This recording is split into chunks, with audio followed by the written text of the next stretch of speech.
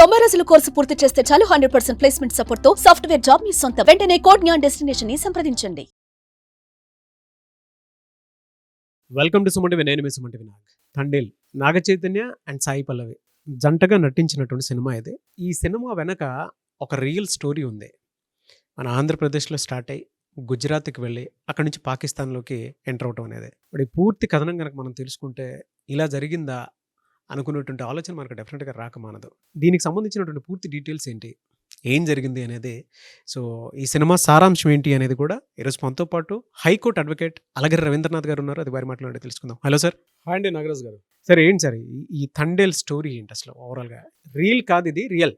Thandel movie మీరు అన్నట్టుగా నాగ చైతన్య, సాయి పల్లవి వారిద్దరు జంటగా వస్తున్నటువంటి ఈ సినిమా. యాక్చువల్గా చాలా సినిమాలు వస్తుంటాయి, మనం ప్రతి సినిమా గురించి మనం మాట్లాడుకోం. కానీ ప్రత్యేకించి ఈ సినిమా యొక్క కథ ఇతివృత్తం ఏదైతే ఉందో అది వాస్తవిక కథ ఆధారంగా తీసామని చెప్తూ చందు ముండేటి గారు ఈ ప్రీ రిలీజ్ ఈవెంట్లో కూడా మాట్లాడడం జరిగింది. సో ఈ యాక్చువల్లీ కథ ఏమిటి అన్నది, అంటే జరిగిన వాస్తవిక కథ ఏంటనేది నేను మీతో షేర్ చేసుకున్న ప్రయత్నం చేస్తాను నాగరాజ్ గారు. ప్రత్యేకించి విస్తారం సుమారుగా 972 కిలోమీటర్ల ఒక తీర ప్రాంతం కలిగినటువంటి ఆంధ్రప్రదేశ్లో శ్రీకాకుళం జిల్లా, అంటే ఉత్తరాంధ్ర ప్రాంతంలో చిట్ట చివరిగా ఉన్నటువంటి జిల్లా శ్రీకాకుళం జిల్లా. ఆ శ్రీకాకుళం జిల్లాలో జరిగినటువంటి ఒక యథార్థ గాథ, దాన్ని ఇతివృత్తంగా తీసుకొని ఈ సినిమాని నిర్మించడం కూడా, ఆ కథను పూర్తిగా ఈ సినిమాని తీసుకోవడం జరిగింది. సో యాక్చువల్గా ఏం జరిగింది అనే కథ ఏంటంటే 2018లో జరిగినటువంటి ఈ కథ. తండేల్ అంటే ఒక నాయకుడు లేకపోతే లీడరు. అంటే ఏ లీడరు అంటే మత్స్యకార గ్రామాలు ఎక్కువగా ఉంటాయి శ్రీకాకుళం జిల్లాలో.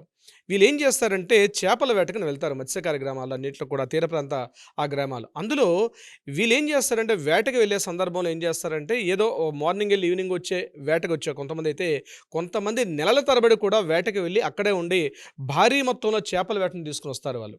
అది లక్షల్లో వ్యాపారం నడుస్తూ ఉంటుంది. ముఖ్యంగా ఆ గ్రామస్తులకి బాగా తెలుసు. అంటే ఒకసారి షిప్లో బయలుదేరి వెళ్ళారంటే 2 నెలలు 3 నెలల పాటు కూడా ఆ షిప్లో వేటకి వెళ్ళి అక్కడి నుంచి ఆ ఫిషెస్ అన్నీ పట్టుకొని వచ్చి మళ్ళీ ఇక్కడ ఆ తీర ప్రాంతం తీసుకొచ్చి ఇక్కడ ఆక్షన్లో అవన్నీ కూడా చేస్తారు. సో ఇవన్నీ కూడా వాళ్ళు సింగిల్గా వెళ్ళారు, ఒక గ్రూప్ ఆఫ్ యాక్టివిటీగా వెళ్తారు. అంటే ఒక 20 నుంచి 30 బోట్లు ఒక గ్రూప్గా వెళ్తారు. ఈ గ్రూప్గా వెళ్తున్నటువంటి ఈ షిప్ బోట్స్ ఏవైతే ఉంటాయో, ఆ బోట్స్ ఉంటాయో, ఆ బోట్స్కి ఒక లీడర్ ఉంటాడు. ఆ లీడర్ని తండేల్ అంటారు. సో ఈ కథను యాక్చువల్గా 2018లో జరిగిన ఇతివృత్తం అనేది మనం ముందుగా చెప్తున్నాను మీకు నేను. అయితే రీసెంట్గా 2023లో ఈ సినిమా డైరెక్టర్ చందు ముండేటి గారు, అదేవిధంగా నాగ చైతన్య గారు కే మత్స్యలేశం అని ఒక గ్రామం ఉంది. ఇది శ్రీకాకుళం జిల్లాలో శ్రీకాకుళం టౌన్కి కళింగపట్నం దగ్గరగా ఉన్నటువంటి గ్రామం. ఈ గ్రామంలో జరిగిన సంఘటన అన్నమాట ఇది. యాక్చువల్గా ఏం జరిగింది 2018లో అంటే, ఇక్కడ ఉన్నటువంటి కొంతమంది కలిసి వీళ్ళు వేటకు వెళ్ళారు, ఈ చేపల వేటకు వెళ్ళారు ఒక 20 మంది గ్రూప్గా. అంటే ఈ గ్రూప్ అందరూ కూడా ఒక గ్రూప్ నాయకుడు ఉంటాడు. ఆ గ్రూప్ నాయకుడు చెప్పే విధంగానే వీళ్ళందరూ కూడా మిగిలిన వాళ్ళు ఫాలో అవుతారు. ఆ గ్రూప్ నాయకుడు ఎంత బాగా వేటలో ఎంతమంది ఫిష్ని పట్టుకుంటారో దానికి సంబంధించి అతనికి అంత డిమాండ్ కూడా పెరుగుతుంటుంది ఆ గ్రూప్ లీడర్కి. అసలు గ్రూప్ లీడర్ ఏం చేస్తారంటే టోటల్గా 20-30 షిప్ బోట్లు అయితే ఉంటాయో ఈ అందరినీ కూడా ఒక ప్రొసీజర్, ఒక ఆర్డర్ కూడా అని చెప్తూ ఉంటాడు.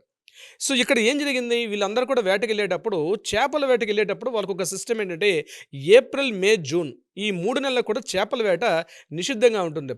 ఒక భూమికి ఎట్లయితే పంట చేసుకునేటప్పుడు ఎట్లయితే కొన్ని ప్రాంతాల్లో ఎండాకాలంలో ఎట్లయితే పంటలు వేరు, అదేవిధంగా మత్స్యకార గ్రామాల్లో కూడా ఈ ఎస్పెషల్లీ ఏప్రిల్, మే, జూన్ ప్రాంతాలు వీళ్ళు వేటకి వెళ్ళరు.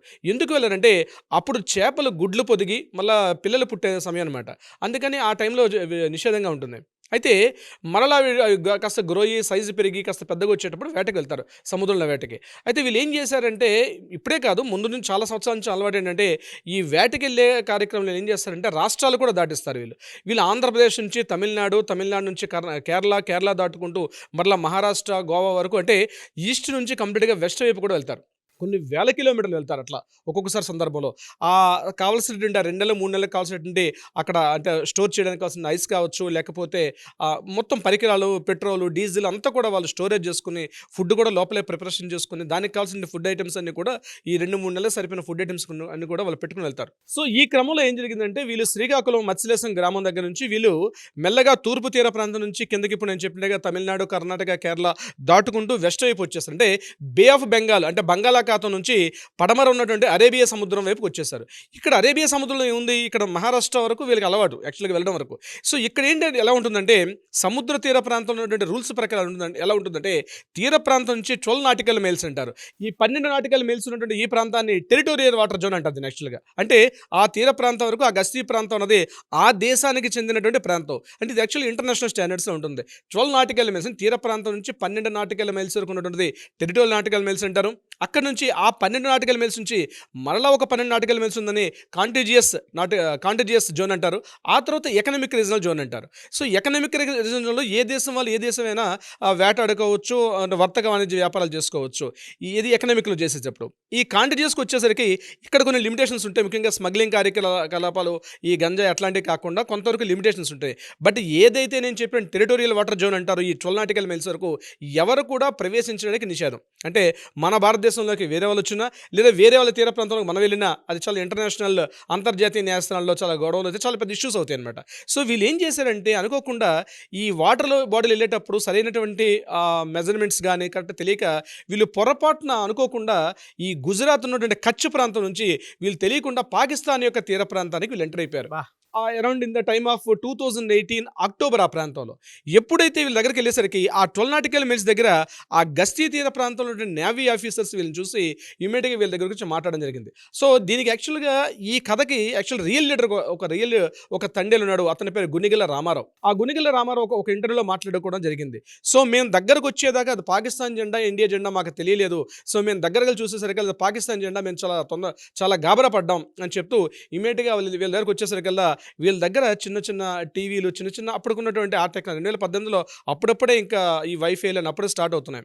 సో ఇంకా పూర్తిగా ఇవన్నీ కూడా మేము స్వాధీనం చేసి తీసుకెళ్తామని ముందన్నారు.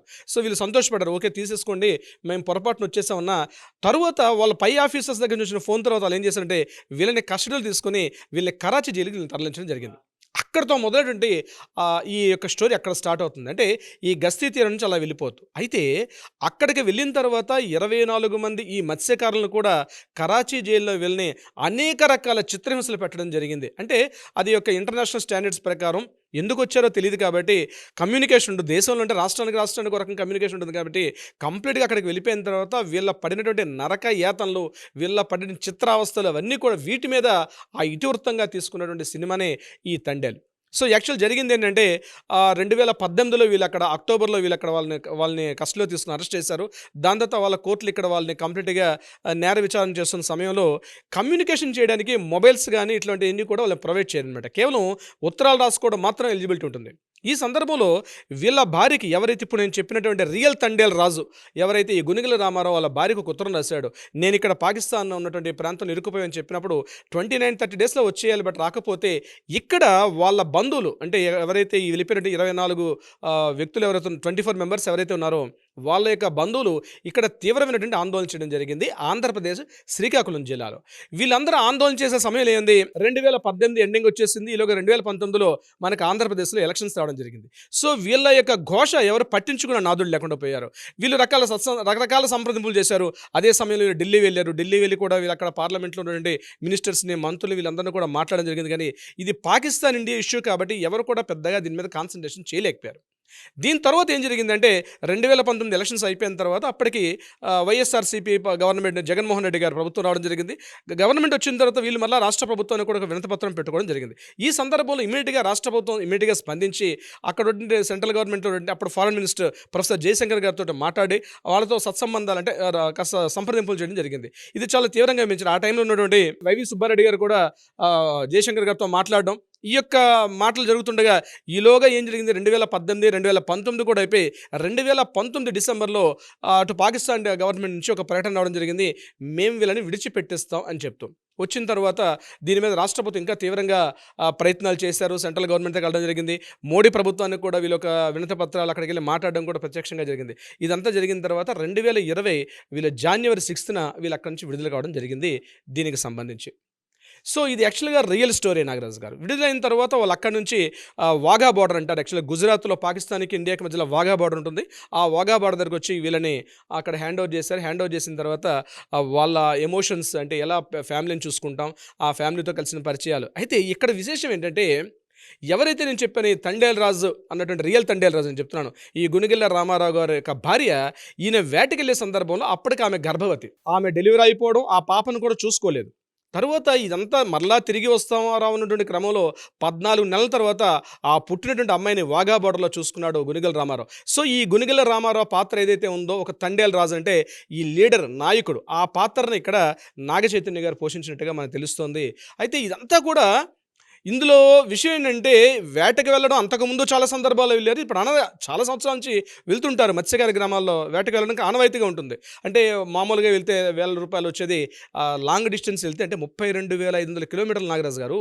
ఎక్కడ శ్రీకాకుళం నుంచి కంటిన్యూగా నేను చెప్పేటువంటి కిందకి ఈస్ట్ నుంచి అలా డౌన్ చేసుకుంటూ కన్యాకుమారి మీదుగా మహారాష్ట్ర బాంబేని దాటుకుంటూ గుజరాత్ కచ్చ ప్రాంతానికి వెళ్ళడానికి కిలోమీటర్స్ డిస్టెన్స్ ఇస్తే 32,500 కిలోమీటర్లు వాళ్ళు ట్రావెల్ చేసి అక్కడ పాకిస్తాన్ బోర్డర్లో ఇరుక్కుపోయి పాకిస్తాన్ కంట్రీతో వాళ్ళు అక్కడ ఆ జైలులో మగ్గి అక్కడ వాళ్ళు చెప్పిన మాటలు వింటే వీళ్ళ చేత గొడ్డు చాకిరి చేయించేవారట. వాళ్ళతోటి ఆహారం కానీ సరిగ్గా ఇవ్వకుండా, వాటర్ ఇవ్వకుండా, నరక యాతన చూపించంటే అంటే ఇంటర్నేషనల్ క్రిమినల్స్గా వాళ్ళని భావించి ఇన్ని రకాలుగా హింసించాలి, అన్ని రకాలుగా హింసించారు. సో వీళ్ళు ఏం చేశారంటే అక్కడికి వెళ్ళడం, ఇరుక్కుపోవడం, ఆ పాకిస్తాన్ జైల్లో మగ్గిపోవడం, అంటే తిరిగి వస్తామో రావో తెలియదు. ఇక్కడ చూస్తే భార్య నిండు గర్భవతి, అట్ ద సేమ్ టైం 24 కుటుంబాలు. ఇంకా అందులో విశేషం ఏంటంటే ఒక మైనర్ బాలుడు కూడా ఉన్నాడు, కిషోర్ అని చెప్పి. ఆయనది ఎచ్చెర్ల దగ్గర, శ్రీకాకుళం జిల్లా దగ్గర ఉన్నటువంటి ఎచ్చెర్ల ప్రాంతవాసి కిషోర్. ఆయన ఒక మైనర్ బాలుడు, పాప ఆయనకి అభవసవంతులైన కుర్రాడు, అతను కూడా దీంతో పాటు వెళ్ళడం జరిగింది. అంటే మీరు అన్నట్టుగా ఒక ఎమోషన్స్ అండి. అంటే ఒక 24 కుటుంబాలు, భార్య గర్భవతి, చూస్తే 32,500 కిలోమీటర్లు ట్రావెలింగ్ జర్నీ, 14 మంత్స్ పాటు నరక యాతన అనుభవించి, అంటే వాళ్ళు ఎలా ఉంటారంటే సముద్రం మీద వాళ్ళు చేసినటువంటి పోరాటం ఏదైతే ఉంటుందంటే అది నిజంగా ప్రాణాలకు తెగించేయడమే నాగరాజు గారు. అంటే మామూలుగా మనం ఎర్త్ మీద మనం ఏదో వేటాడడం అంటే పంట పండించడం వేరు, కానీ అట్లాంటిది ఆ సముద్రం మీద వేటకి వెళ్ళి సముద్రం మీద చేపలు పెట్టి, అంటే నేను అనుకుంటాను హోటల్కి వెళ్ళి మనం తినే ఒక ఫిష్ని చూస్తే ఇంత పోరాటం ఉంటుందా అనిపిస్తుంది. జనరల్గా చాలామంది తెలియదు, ఏదో ఫిష్ కర్రీ ఆర్డర్ చేసుకుని తీసుకొస్తారు కానీ, సో దాని వెంబడి ఎంతమంది వేటగాళ్ళు ఇన్ని రకాలుగా ఉంటుందా అంటే ఈ ఇతివృత్తం అది సినిమా రూపకంగా రావడం అనేది నిజంగా హర్షించదగ్గ విషయం నాగరాజు గారు ప్రత్యేకించి. అయితే ఈ విషయంలో ఆనాటి రాష్ట్ర ప్రభుత్వం కాస్త ఇనిషియేటివ్గా తీసుకొని, ముఖ్యంగా అప్పుడే జగన్మోహన్ రెడ్డి గారి ప్రభుత్వం ఇనిషియేటివ్ తీసుకొని ఈ కుటుంబాలను మళ్ళీ వెనక్కి తీసుకురావడంలో కీలక పాత్ర పోషించారు అనడంలో నేను రాజకీయాలకు అతీతంగా చెప్తున్నాను. It's a great duty. ఆయన చేసింది, he did very good job in those days. Jaganmohan Reddy గారు చేసినటువంటి ఏదైతే పాత్ర అయితే ఉందో రియల్గా ఆయన అప్రిషియేట్ చేసుకోవాలి మన ఈ సందర్భంలో మరోసారి. ఇలాంటి కథలు సినిమా ఇతివృత్తాలుగా వచ్చేటప్పుడు డెఫినెట్గా మరల జనాలకి అది గుర్తుండిపోయే విధంగా ఉంటుంది నాగరాజు గారు. బట్ చందు మొండెడ్డి గారికి కూడా స్పెషల్ థ్యాంక్స్ చెప్పాలని, అంటే ఇలాంటి రియలిస్టిక్ దాన్ని రీల్ మీద చూపించాలి అనుకున్నటువంటి ఆలోచన రావటం అనేది ఆల్రెడీ తను ప్రూవ్ చేసుకున్నారండి. కార్తికేయ 1, కార్తికేయ 2 ఈ మూవీస్ ద్వారా ఒక డిఫరెంట్ జోనర్లో ఆయన టచ్ చేసి అప్పట్లో 2 సినిమాలు కూడా చాలా టాప్ ఇట్ తీసుకెళ్ళారు. సో అదే జోనర్లో అంటే ఆ టైప్ ఆఫ్ క్రియేటివిటీ ఉన్నటువంటి ఒక సెలెక్టెడ్ డైరెక్టర్స్లో ఈయన కూడా ఒకటిగా మనం చెప్పుకోవచ్చు చందు మొండెడ్డి గారిని. Anyways thank you so much Ravindranath garu. Thank you so much Nagaraj గారు.